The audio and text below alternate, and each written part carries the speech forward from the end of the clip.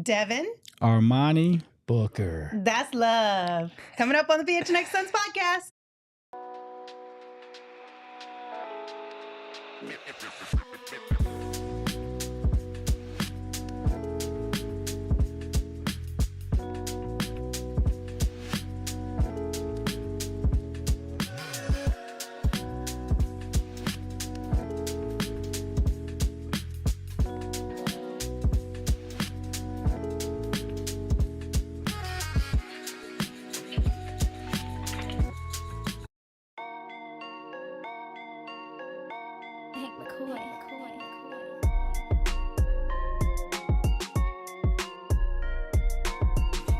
What's up, everybody? Welcome into the PHNX Suns Podcast. I'm Lindsay, that's Flex, that's Espo, and today we're going to be talking all about our guy, Devin Booker. But before we get into his shenanigans with Team USA, let's talk about KD's shenanigans, or lack thereof, with Team USA. But we did get an update on when he might actually start being able to play for Team USA from Brian Windhorst. So let's hear what he had to say. Okay, let's have a conversation about Kevin Durant. Okay. He practiced today, and it was a non-contact practice day. They didn't scrimmage. It was just a regular practice, shooting and going over preparations for Serbia. The plan is for him to scrimmage tomorrow back in Paris, where the team is going to go, and then they're going to reevaluate things when they get through that scrimmage. Now, Malika, Kevin was not happy with me when he saw the TV report that I made a couple of days ago that I wasn't sure he was going to be able to reach all the steps in order to play against Serbia on Sunday. That's because he's been working very, very hard to get back from this calf injury. Playing for the national team is extremely important to him. He's playing in his fourth Olympics. But the truth is that Steve Kerr has delayed his window. Initially, they said that he was going to be able to hopefully play in one of the two games in London. Not only did he not play in London, Steve Kerr then spelled out he wanted him to go through several practices in a scrimmage before considering him playing him ahead of Serbia. So they've slowed him down. Kevin is anxious to play, wants to play, doesn't think it's going to be an issue. So we'll see how the next few days goes, and I'm going to take a step back and not upset Kevin anymore and not take off the table on Sunday against Serbia. But he does have to get through, a couple of more days. Now, why would Brian Windhorst do that? Poor Wendy. I mean, listen, I get it, because from KD's standpoint, and even from this update, right, they're just being overly precautious. Steve Kerr seems like he might be one of the ones who's pushing for him to just hang back for a little bit longer just to be safe. And this is like a trio of people who are all collectively working together, maybe even like four of them, right? You have the Suns training staff and health staff, you have Team USA, you've got Kerr, and then KD and his people and his agency all kind of weighing in on all of this to come up with the best path forward that helps Team USA but also keeps KD safe. Yeah, let's be honest. Steve Kerr is doing this because he does not want to get blamed for hurting Kevin Durant again by playing him I would in blame an injury. Steve Kerr for sure. So, yeah, I mean, of course he wants to be precautious. And of course KD wants to be out on the court. Every great player wants to get out on the court, especially in an Olympic situation. He's not going to want to just sit there. So I understand it from both sides, and I understand Wendy going, all right, I'm out. Yeah. He's like, I don't want to play anymore. Out. I mean, players won't play. Yeah. Right? Kev wants to play. He's anxious. He's out there. He's not coming back. He's not getting replaced, right? If you're not coming back, you're not getting replaced, and the expectation is you're going to play. So players always going to try to play. I'm at, like you said yesterday, I'm going to piggyback off that. I love that Steve Kerr is being very cautious. I love that Steve Kerr is taking a human element to it and saying, hey, bro, I want you out here as bad as you want to be out here. You're Kevin Durant. You're one of the best players in the world. We've been stinking it up lately. Like, we could use you.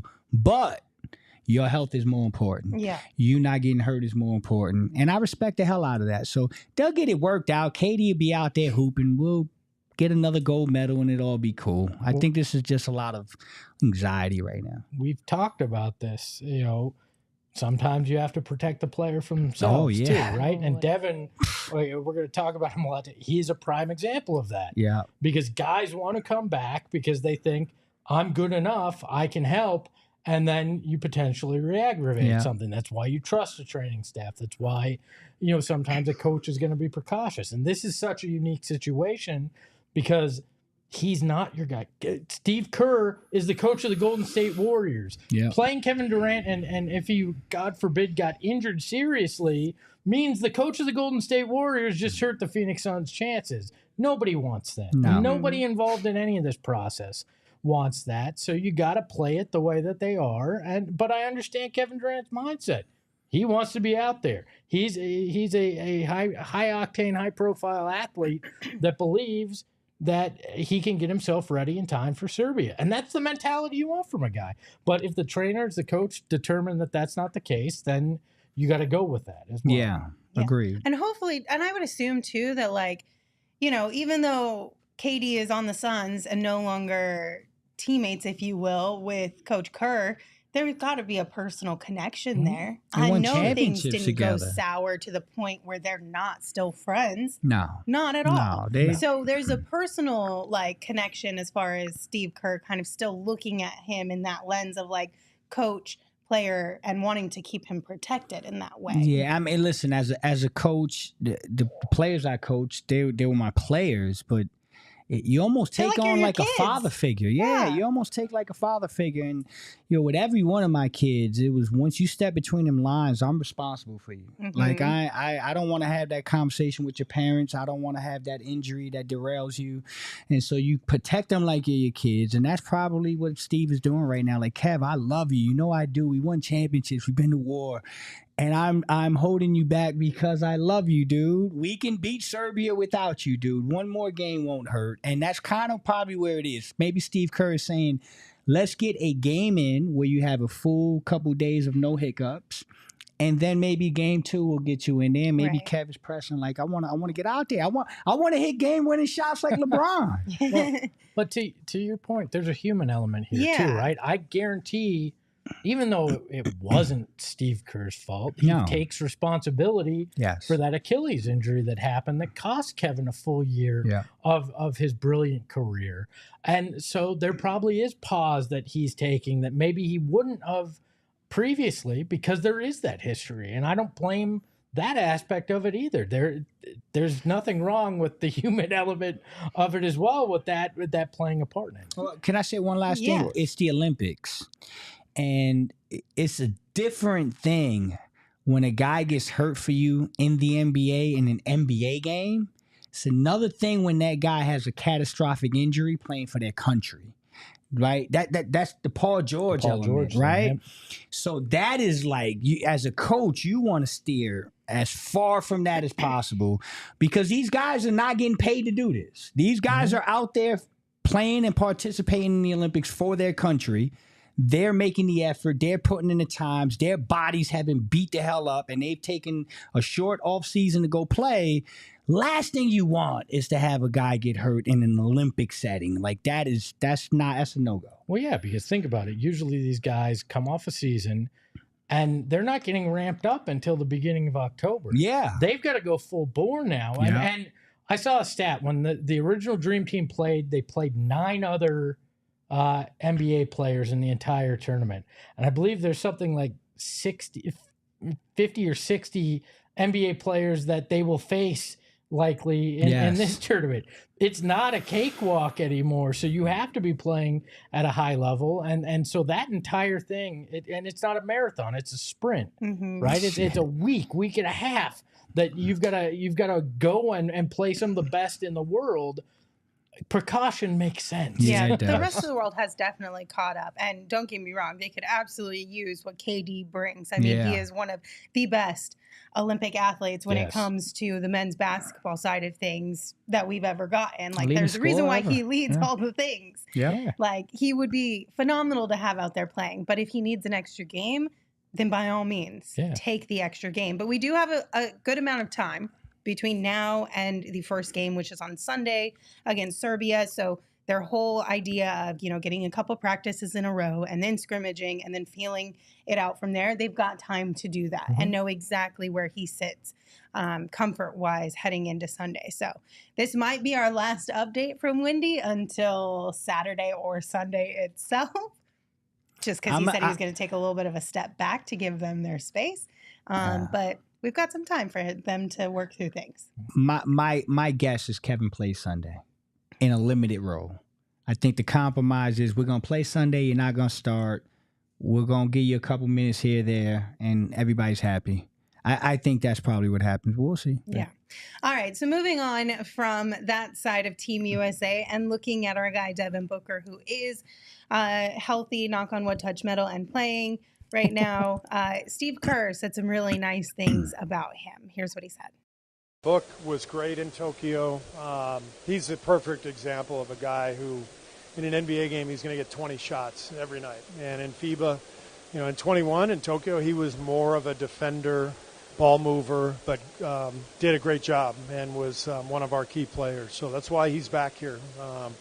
We knew how much we needed him, and I'm so impressed with Book's ability to understand that, recognize the role change, but still, hit the big shot and be, looking forward to a big moment. So Book's a perfect FIBA guy. Book is a perfect FIBA guy, a.k.a. Book is being the best team player that you could ask him to be right now in this space. Well, I'm going to get into this a little bit, okay? First of all, you guys know I love Devin. I love his game. I love his work ethic, everything he brings to the table. He's a coach's dream. Devin's a coach's dream. This is a guy that, like he said, is a guy that drops 30 a game, gets 20 shots in an NBA game, but comes into this setting and says, I'm going to make the right plays. I'm going to play defense. I'm going to make the extra pass. I'm not trying to be the star. I'm trying to be the connector. But there's a little bit of another layer to this that I definitely want to tap into, okay? There's no coincidence why Chris Paul said, I want to play with Devin Booker. Kevin Durant. Man, that's the guy I want to go play with. Brad Beal. I want to play with Devin Booker, right? Devin is a genius, man. I'm fucking telling y'all. Clip this if you want. Good recruiting, huh? He is a genius. When I play basketball and I play with high-level talent in settings, New York City, New Jersey, and I got the opportunity to play with guys that were better than me, you know what the best thing I could do was? Pass the fucking basketball to them. Pass the basketball to them. Be that guy that's like, yo, you open? Bang, I got you. You know what? They remember that. They're like, I'm playing with fucking Flex because that guy gets me my looks. He's playing selfless basketball. He's giving up a good look for a great look for the betterment of his teammates. When a lot of guys, let's be honest, the amount of egos on this team is through the roof. A lot of guys would be like, I'm going to take that shot because it's a good look and I'm a good basketball player. Book is taking the less traveled path here, I suppose you could say. I think Joe makes a good point in the chat. He says even in college, he was good at his roles off the bench. Yeah. He accepted going and being a sixth man at Kentucky rather than going somewhere else and being the star. Yeah. Because he knew that's going to put him in a better position, right? Yeah. And if you don't mind, Lindsay, I've got a quote of my own. I love I'd this. like to bring up. I found a quote from the Arizona Republic from October 2nd, 2017. So back when I didn't have any gray hair and was 80 pounds lighter, Book said this, I've been working on an NBA skill set level for a long time. I always try to outsmart my defender. I'm not the strongest. I'm not the fastest. I can't jump the highest. So for me, it's doing it in other ways. Changing paces, using your body to get open, knowing your defender. A lot goes into it. You have to study the game. And so to me, you put that together with the college choice and what his mindset was coming in the league.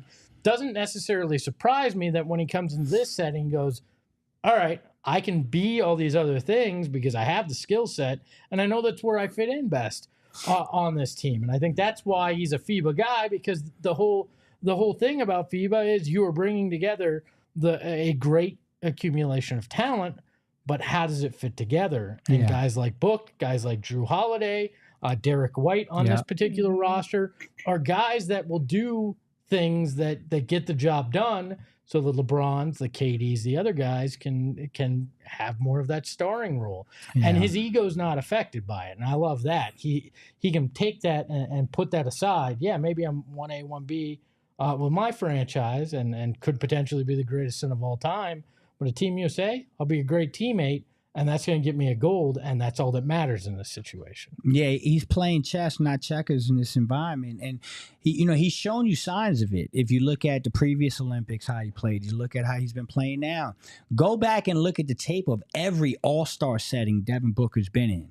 He's always sometimes it's frustrating. Sometimes you're looking and you're seeing guys pull up from the logo, and he's passing up a toe line 3-pointer to get somebody a layup, and you're like, why? I mean, saw it in the last exhibition game. People online were like, hey, I kind of wish Devin would remember he was a shooting guard. Yeah. You know what I mean? Like, yeah, some people want him to be a little more selfish. Yeah. But then he has the craziest shot in the entire game on the end one, which was ridiculous. But the irony about the All-Star game is he says he's not the most athletic guy. The most memorable thing he's done, a putback dunk in the All-Star game. It's bizarre. But he's a unique guy in that setting, man. It's funny to see, and it's fun to see because there's not too many people that can actually pull it off the way Devin pulls it off.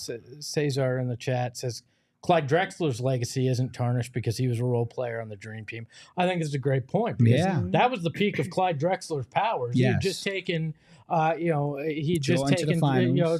Portland to the finals against Jordan, went toe to toe, and then came in to the Dream Team and was like, I'll be that guy. Yeah. That's all right. But I think going back to the quote that you shared, Espo, this is kind of like a full circle moment, right? We're heading into year 10 for Devin Booker.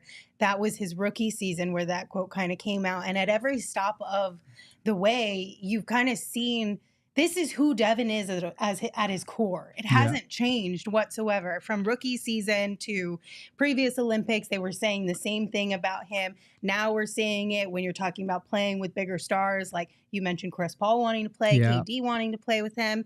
And I mean, we even had this tweet, right? Kyle Kuzma, September 2023 said, USA basketball better get some NBA stars that know how to play a role. Anybody can be nice with the ball in their hands, but can you be cool with defending and going to the corner for a few possessions? Book quote tweeted and said straight up, I'll do it. I'll do it. And I'll do it literally flying straight from the NBA Finals to the Olympics. So. Yeah. He's a different cat. He really is a different cat. And again, I'm 1,000,000% transparency. I've talked to players, I've talked to agents, I've talked to people across the league, specifically players.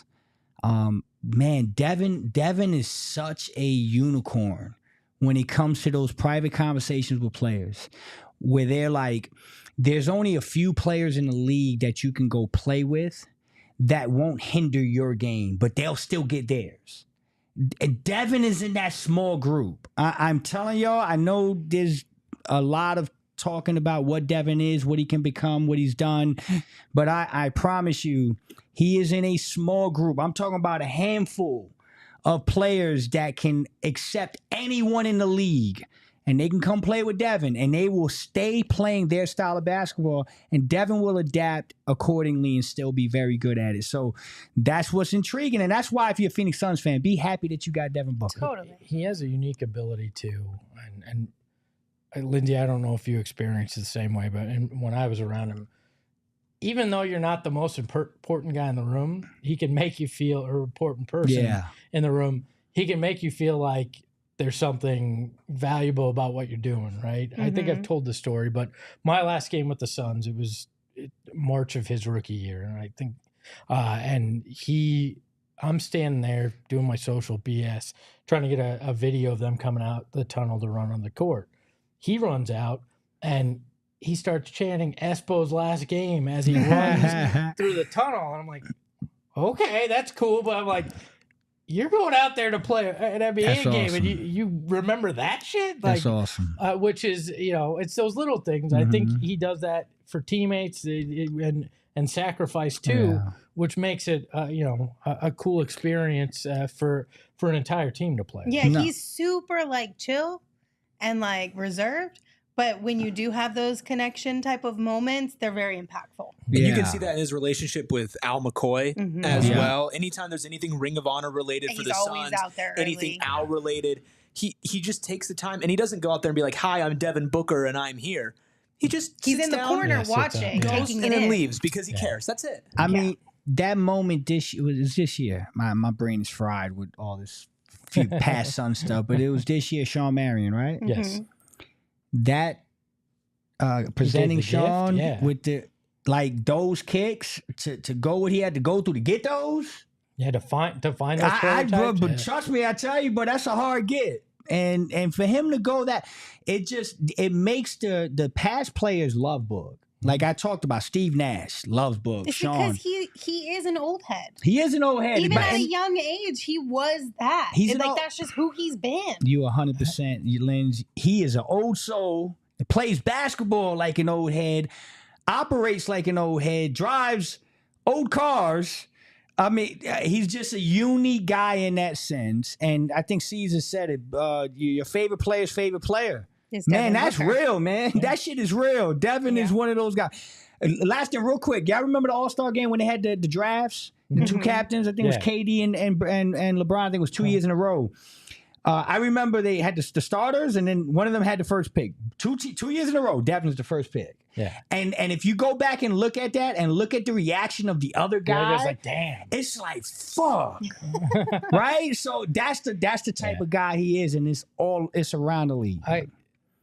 Totally just off the top. Just making this connection. He wears 15 for Team USA, which was an ode to his father. He talked about that. Yeah. I kind of wonder if how much of an influence him and his game and where he understands, okay, well, my dad was this guy in the league, but worked his ass off when he was in the league, when he was in Europe. Yeah. So I'm not above that, right? Correct. I'm willing to do that because, I saw my dad do it. Yeah. And that's how he made a living and made a life in basketball that gave me this. So I'm not above doing that. And I'm wearing this number. So that's part of honoring what his father does as well, because I think that's an important thing you got to think about. Because that's a guy that has a huge impact on Devin the person. Monumental impact. I mean, the impact Melvin's got in Devin's situation is monumental, man. I mean, Melvin was a damn good basketball player. Yeah. Big 8 player of the year at Missouri. Like, really good basketball player, but, Melvin was one of those guys who had big game, but didn't have quite the body to go with it. But he worked his ass off. He worked his ass off and had a great career. For most people that don't know, Book's name Armani is the team Melvin used to play for in Italy, right? So Armani Exchange. It's not about just the brand. It's not about So I mean, Book used to be young out in Europe, spending time out there with Melvin, watching Melv grind, and Melv used to be in the gym with pros, and Book at a young age was exposed to that. So, when you look at all that, you look at him going back to Moss Point, Mississippi to play at the high school where his father was a legend, right? And you got no promises. You're the guy that's from out of town, and this is Mississippi, dog.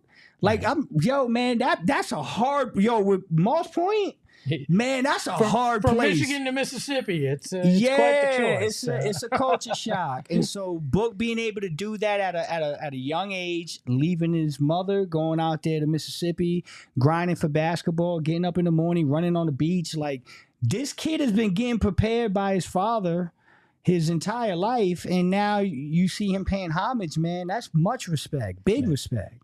We have a super chat from Lonnie. Thank you so much, Lonnie. They said, Book is the man. 5 different head coaches in his first 5 seasons, and now he's on 7th. The guy has gotten better every single season. Yeah. He absolutely has. And honestly, I just felt like we needed to. I know that the injury with Kevin Durant it just sucks, especially in this moment. Like, you want to see him out there playing alongside everybody else on the squad. But that has kind of taken the limelight, if you will. And I wanted to take a moment to give a little love for Devin, because I don't know that the national media is going to give him as much love as I think he deserves. I think he's gotten an okay amount. Don't get me wrong. I don't think that they're like slighting him at all, but we just needed to give a little love to our guy Book. Well, I think Kerr probably sensed that, and that's part of why he mentioned him, because sometimes you got to mention those guys that are doing the little things as a reminder that, hey, this is a team. We gotta figure this out. And they obviously haven't had played the greatest over the last 2 games, and that might be a little. We all need to have a little bit more of this mentality. Mm-hmm. Yeah. Also want to give a little bit of love and appreciation to some of the early commenters from the chat.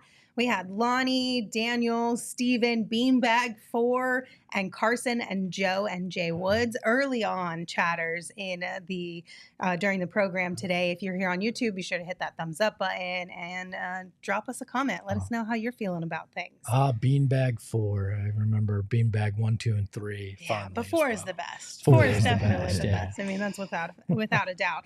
If Beanbag 4 was applying to a job that I was hiring for, hypothetically, I would absolutely want to bring him in for an interview, or her for an interview, but only if they were, signing up for my job through Indeed, because obviously Indeed, they're driven by the search for better. But when it comes to hiring, they're the best way to search for a candidate, because you don't really have to search at all. They just help you match with the perfect candidates for the job that you are looking to hire for. So if you need to hire, you need Indeed. Indeed is your matching and hiring platform with over 350 million global monthly visitors, according to Indeed data, and a matching engine that helps you find quality candidates fast. So you can ditch the busy work and you can use Indeed for scheduling, screening, messaging, and so much more, so you can connect with those really great candidates so much faster. So you can join more than 3.5 million businesses worldwide that use Indeed to hire great talent fast. And listeners of this show will get a $75 sponsored job credit to get your jobs more visibility at Indeed.com/AllCity. Just go to Indeed.com/AllCity right now and support our show by saying you heard about Indeed on this podcast. That is Indeed.com/AllCity. Terms and conditions apply. Need to hire? You need Indeed. Just do it and make your life a lot easier. I mean, honestly. Yeah, I agree. That's the best part. Flex and Lindsay, we've got the game Sunday. We talked about Team USA. What do you think the point spread is on Serbia? Against Serbia. It can't be that 7.5. With our friends over at Bet365. It's minus 14.5. What? USA. The money line. I'm a little surprised. The money line minus 1,300. You can get Serbia at plus 800 if you're feeling saucy. With it. I'm surprised, but I'm also not. Like, I understand Team USA probably should steamroll, but also Serbia did kind of give them a little bit of run for their money in the exhibition games, and Jokic didn't play that well. So all I'm saying, if you're a Jokic fan, maybe take that. Team USA is the only team in the minus to win the gold too.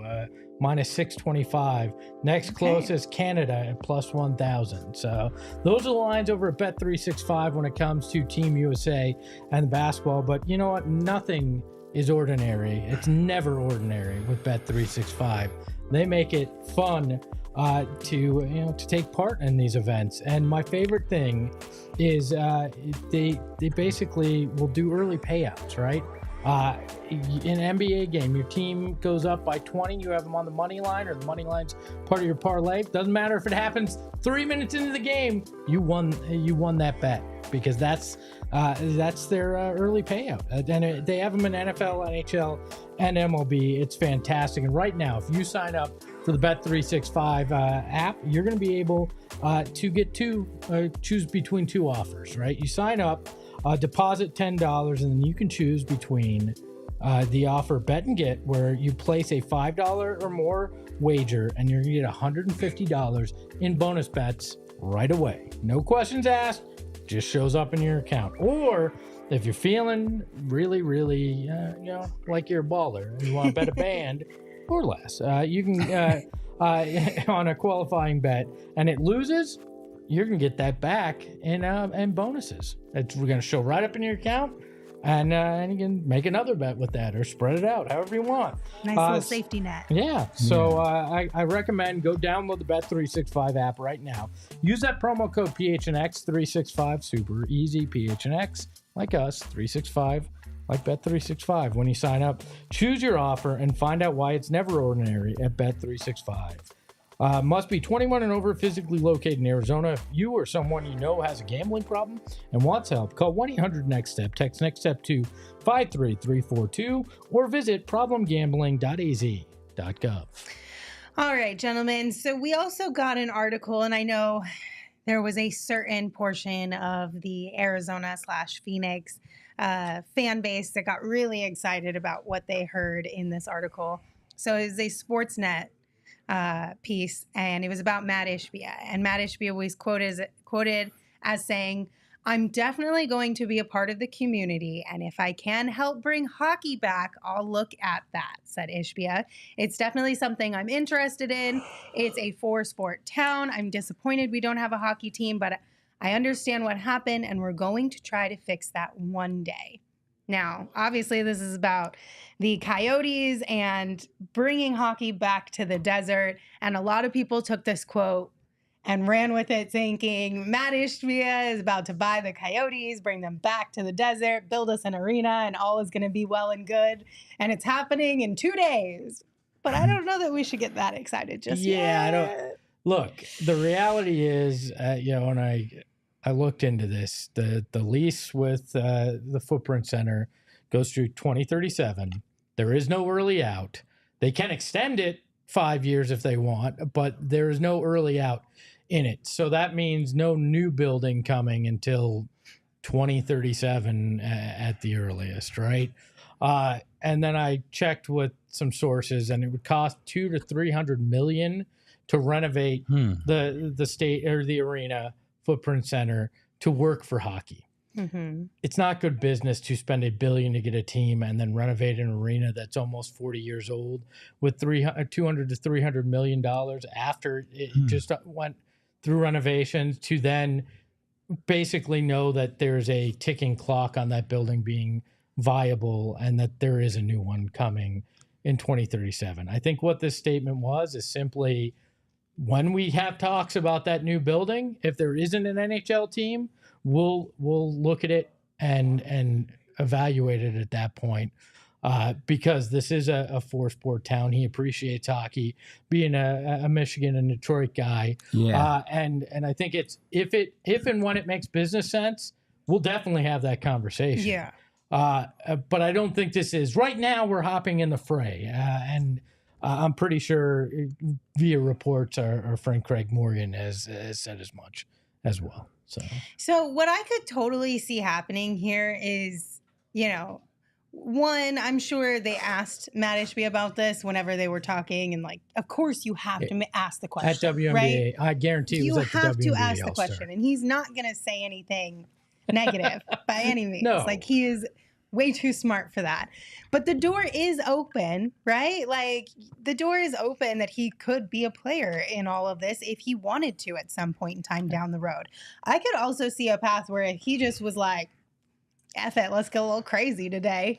He could start building an arena now that could potentially house a hockey team that the Suns and Mercury could move into down the road as well. I'm not saying that that's likely, but it's not off the table either. I could see a scenario where the D-backs end up moving, they demolish that space, and the Suns rebuild right there, and then once it's all ready, 2037. I mean, it's years, but they would start building way before 2037. It would be ready in 2037 at the latest. But I'm saying if you wanted to push it up a few years, stick your hockey team in there a little bit early, double dip a little bit, and then combine all at one. I don't think that's crazy talk. Maybe I don't. I think I think it's tough because you do have an agreement with the city. You'd have to obviously get political support, all those things. And I don't know, but I'd imagine most of this will come out of Ishbia's pocket whenever it happens. But just don't. I wouldn't get your hopes Don't up. put too much energy into it at the moment. When he was smart, he never commented on it publicly when Morello was still trying to make his decision. Now there is no owner, there is no team. This is hypothetically, do I want NHL in this town? Yes. Would I like to be the one to bring it back and potentially own it? Yeah, if it makes sense. And I feel like the if it makes sense was implied, but people didn't want to feel that implication, right? Because everybody wants a hockey team back here ASAP. I mean, listen, Bees hit the nail on the head. The man built an entire training facility basically in 2 years. Don't put it past him. Even less than 2 years. It's only been a year. But I think they had kind of a portion of it established, no? Well, the building, as far as the more of the business side of it was built already. It was the extending of the training facility. Yeah, the business side was a co-working space that they upgraded and made work, and then they built the Mercury training facility as a wing on that. It's actually in the same building exactly. there. So, I mean, listen. I mean, listen. I think it's coming. Yeah. I like you said, people who think it's coming tomorrow or Friday. No. It's going to take some time, but I think inevitably they'll be back here, and I think Matt will have some part of that. It's just the timing and all that other stuff. Even has if to he's not out. the owner, I could see a scenario as well where he becomes kind of a liaison, right? Like if you have an outside of Arizona owner wanting to come through, him helping facilitate even conversations and meetings. Not necessarily that those people, obviously they'd have billions of dollars to throw around, not like they couldn't do it on their own. But I could see maybe you actually have a better relationship between Suns and Coyotes, where in the past that has always been strained. Maybe, but the smart business thing, if you get to a point where you're getting a new building and the financials make sense, is to own it yourself. Because then you own additional dates in your building. You own all of it. You can share sponsorships. That's why a shared building never worked with the Coyotes and the Suns, because the Coyotes didn't get revenue from it, right? But it's one thing if it's a combined all-player 15 group and a team zone there. That's why I think, again, if they don't have a team by the time this arena, you have discussions about a new arena, then that's when it becomes more of a reality. Is there a scenario where two owners, like say it's a separate owner of the Coyotes franchise, and then Mat Ishbia a partner on a building? No. You don't think that would happen It's ever? not financially sustainable for an NHL team, because why would the Suns give up in-arena advertising money, the naming rights to an arena, and split those? Because they're guaranteed. I mean, let's be frank. The Suns are guaranteed to get a new building no matter what. They're not leaving Phoenix. You may threaten other things, but like the previous ownership did. You might threaten like downtown, but you're not leaving. You're not leaving town. So they're basically locked in. There's no financial reason to give that to split that. So then an NHL team has to be a tenant. It's not financially viable. Doesn't make sense. So the economics are part of this. So it's either two separate arenas with two separate ownership groups, or one arena with one ownership group. Maybe you have different financial partners in that, maybe, an Ishbia is a main stakeholder and there's different financial partners. But that's why it's either another group that gets it done faster, or it's in a player 15 group court, or ice rink later on. So no, I'm sorry. Go ahead. Okay. Go ahead. Hey, you got Mark Prager in there? Yeah. Hey, I just want to say this to Mark. I don't know what you're talking about, man. I don't remember doing that. I promise you, I don't really block anybody on Twitter. So that was a mistake, man, if it happened. But DM me, I'll make sure it's right. Like I normally don't do that. Drop your X or Twitter handle in the chat, because if he's blocked, he can't DM you. Yeah, there you go. And then we'll make sure hit that up. I'll make sure that happens, yeah. man. Because I promise you, I know the name. We've had friendly conversations. If that happened, that was by mistake. I've actually requested that Flex block me. I've blocked him like 8 times and he keeps getting unblocked. I thought you were going to say that you logged into Flex's account and you blocked him. I've blocked you like 8 times and it just doesn't work. Yeah. I You don't keep know blocking why. me, Lynn? It won't work. I feel like it's a conspiracy with Elon Musk against me to block Flex on Twitter. She's the Dikembe Mutombo of Flex. Oh, man. Real quick, one last thing. Speaking of arenas, did y'all see that the new Clippers arena is going to have t-shirt cannons? Basically, like on the roof, so that people in the upper deck can get T-shirts during the T-shirt toss. Right? I know you have hesitations, Espo, No, but that's I pretty love dope. this move. I think it's really cool. I think that is dope. T-shirt communism, and I won't stand for it. You got to show some love to the cats up top, man. Them gorilla ain't got an arm like Look, that. I'm gonna say Nobody's got an arm like that. I'm just gonna say this: Pat Mahomes. no free T-shirts. What? Why? No, it's Bro, what's wrong with you? You're being a hater. Why in arenas is that the loudest moment when it's free T-shirt time? Because I'm sorry. it's fun. No, You pay $100 to get in and you get something for free. But the T-shirts usually suck. Yeah, but for the kids, that's an exciting That's exciting. moment. Yeah, that's You don't exciting. ever remember catching your first T-shirt? I never did. Yeah, you know what? There we go. So exciting to catch a T-shirt. I'm like, I'm Even knowing if the it sucks and mascots has a and big old logo on the back that you hate. You cherish that moment of being the one who caught that T-shirt. You know what? I'm real talk is I've caught maybe 3 in my life. Show off. No, real talk. I've caught maybe 3 in my life, and every time I had to give it to like a kid next to me because I felt like shit. Yeah, well, yeah. It's I'm like snatch, and I'm looking. I'm like, here you go. You guys probably aren't Simpsons fans, but I grew up on The Simpsons, right? And all I can think is Ned Flanders' wife died from getting shot with a T-shirt gun and falling out of the stand. So I'm not okay with this. I'm also mad because I always wanted to shoot the Gorilla's T-shirt Gatling gun. This is just your own personal trauma. On the children. Two quick stories. As James Jones would say in the draft, F them kids before this year. So. Shooting a T-shirt gun is so fun. Like, if you ever have an opportunity to shoot a T-shirt gun, you should totally Can you hold that up for me? It's can you so still fun. Bro, you're just rubbing the dirt in right now. It's just a regular T-shirt gun. So this guy tells me he's caught 3 T-shirts after I say I never have. And then I say I've never shot the T-shirt gun. And you go, oh, by the way, the Gorilla and I used to just hang out in the streets and shoot that T-shirt gun off. Liz, you still got connection. I want to see what that's like. Hey, there was one game where the Suns were down by 50 to the Spurs. So me and my friends moved up to like the 10th row. And we knew some people on the Soul Patrol. And they saw us. And they tossed us like 4 T-shirts in a row. And everybody was just looking at us like, who the hell are these guys? Made you feel special. This will make you feel better. When I was working for the Rattlers years and years ago, it's the same arena as the Suns arena where the media row sits. Apparently, the people who did the in-arena stuff for the Rattlers either intentionally were aiming towards us or they got better arms or something than maybe some of the Suns Mercury people do. I don't know. I got hit with T-shirts all the time. I think I got hit with a T-shirt. There was like 4 or 6 home games maybe total. You got hit with T-shirts. I think I got hit with a T-shirt like 3 times. That was on purpose. From how far?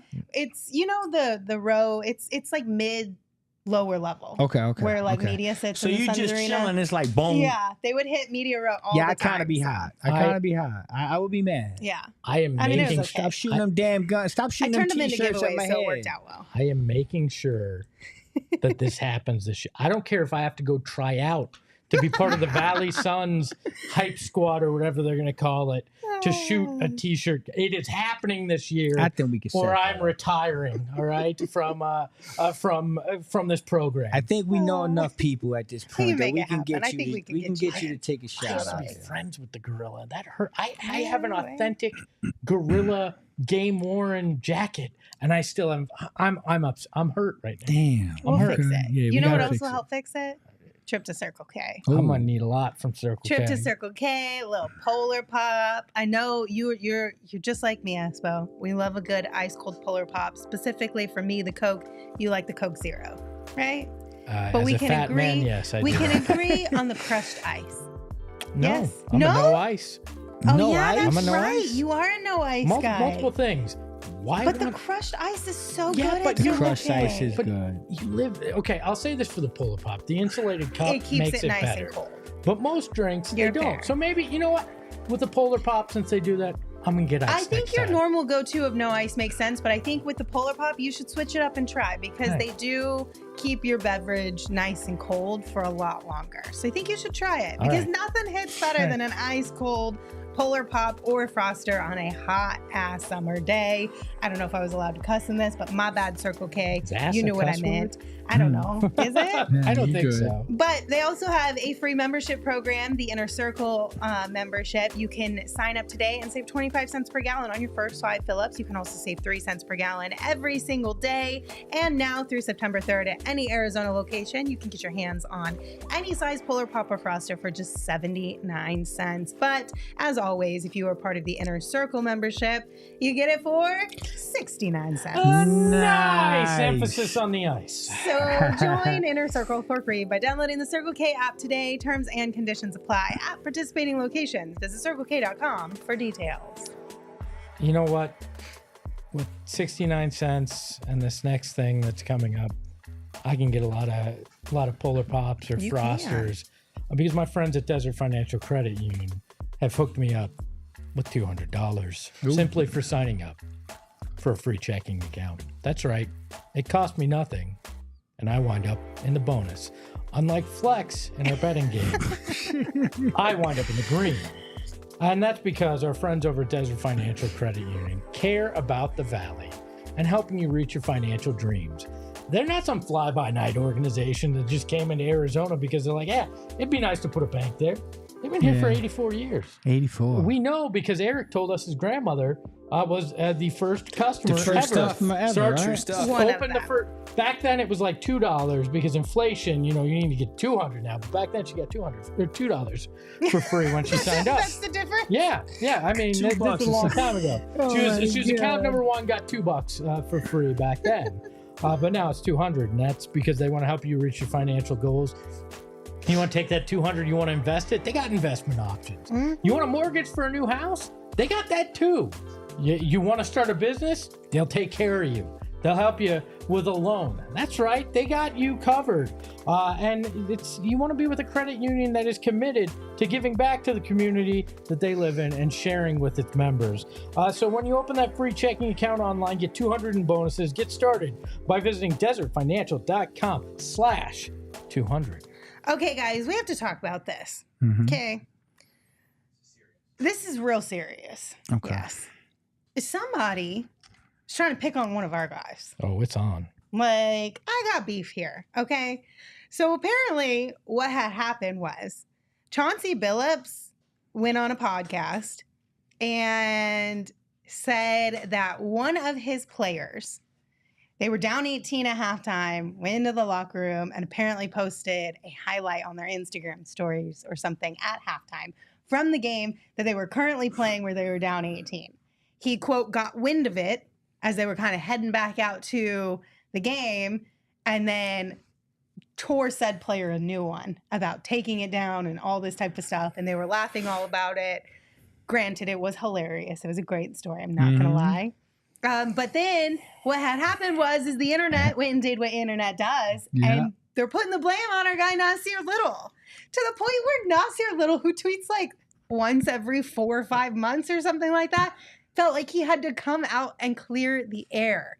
Nas literally tweeted today, "I have never posted a highlight during a game in my life. Thanks for coming to my TED Talk, smiley face. Also, friends, you may not be as smart as you think. Don't trust all you see on the internet," with a little heart at the end.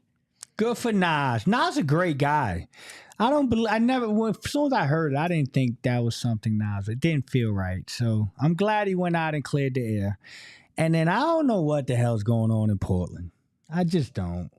It just feels weird. Like, did Chauncey go into the halftime break and he get on social media to know that his player was on social media? How does that work? Right. Well, are things so bad there that they have an assistant coach whose job is go check out at halftime if any of our guys are tweeting anything? Right. Like, if you down 18 at the half. Maybe you should worry about winning. Right. Like, I'm confused. I really am confused. I love Chauncey. Nas is this was weird. I have so many questions. And then why tell the story, right? Right. Okay. Because go ahead, Liz, because you got an opinion on that. I'm not trying to be a jerk with this one, but like, there are levels to what should be shared, I think, while you're actively in it, right? Like, I don't think if you're a coach in this league currently and not one who's like separated by a few years of retirement or something like that, I don't think you should be sharing those type of stories, especially about players who are still in the league as well, presumably, right? We don't know if this was Nas or somebody else. I'm going to take Nas's word for it, and I'm not going to put the blame on him, but kind of feel like you probably shouldn't have shared that story until maybe a few years later. You know what this tells me, though? I'm sorry, it's real quick. You know what that tells me?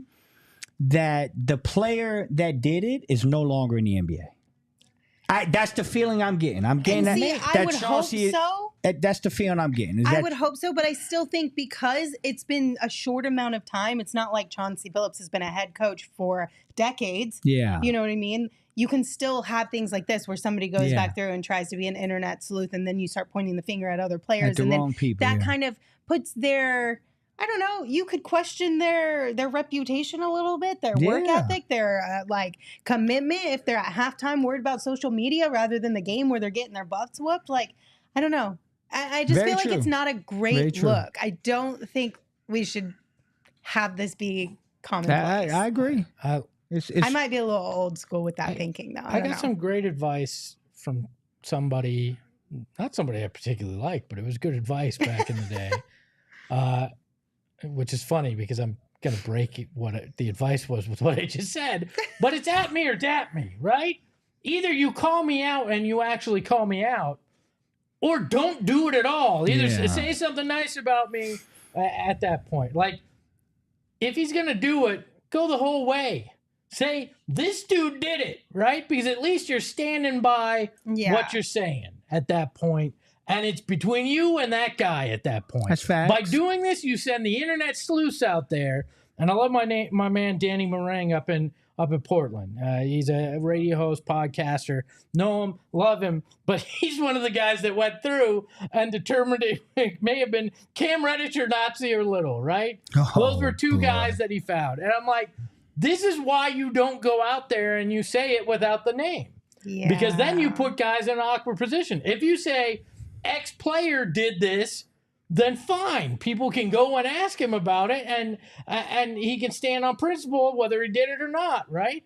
But when you do it like this, you put guys in the crosshairs that don't deserve to be in the crosshairs. Yeah, that's true. And then you put Nassir Little in the weird port where he's getting added, probably by a lot of Suns fans, and he's got to go, bro, I'm out here working hard to get ready for next year. I'm enjoying a vacation.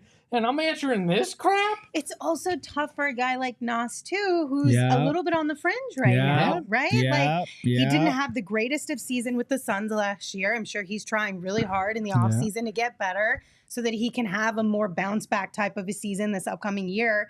And now you got to throw this onto his plate. And now, again, like I said, it opens the door for people to question things about you. Yeah. And that's not fair. That's not. I don't think that's fair. I go agree question with you. Cam Reddish. So basically, at the end of the day, Chauncey, what I'm saying is you owe Nassir Little an apology.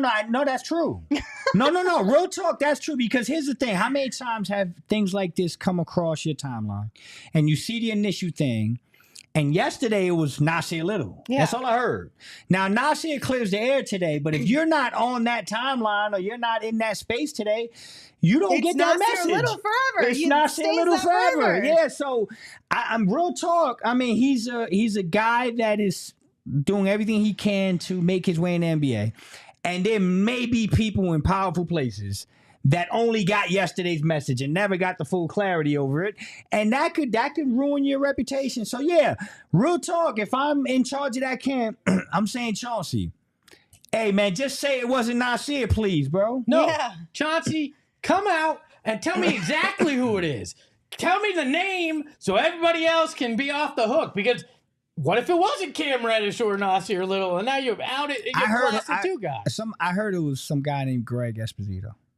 Well, shit. If I was playing in the NBA and I did that, I'm fine. I'll take that vet minimum that I just got to tweet out a highlight. And if I dunk the ball, hell, I'm a legend now because I'm 5'9", 2 something or other, and I ain't dunking. I'm going to tell you that much. Espo tweeting out, man, I just had the best take on this PHNX Suns show. This is incredible. All I'm saying is leave our guy Nas alone, please and thank you. That's it. That's all we got for you today. And if they were winning by 18 and a player did that, would he have said anything? I don't know. Well, you would have been like, why that's the $1 million question. That's the $1 million question. We up 18 and he did that. You think they go? Is it the fact that you were getting your butt whooped or the fact that they did it mid-game? Correct. I think the answer is yes. I think it's both. I don't know. Anyway. Thank you all for hanging out with us. We appreciate you for being here on this Wednesday afternoon. Once again, if you are here on YouTube, hit that thumbs up button, rate, review, and subscribe wherever you get your podcasts. I hate to interrupt. Go ahead. Okay.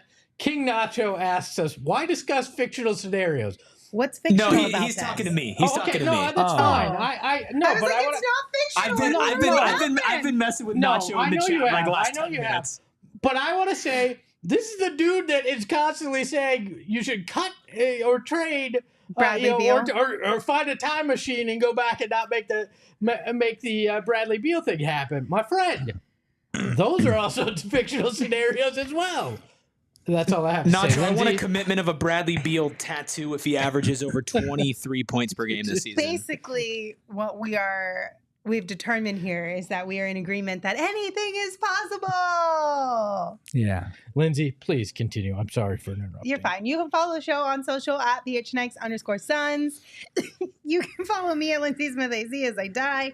You can follow Flex at Flex from Jersey. And of course, you can follow Espo at Espo. Espo, take us home. I'm so disappointed in you, Nacho. You're named after one of my favorite foods, and I expected so much more. Ahoy, hoy. We all silly like the mayor.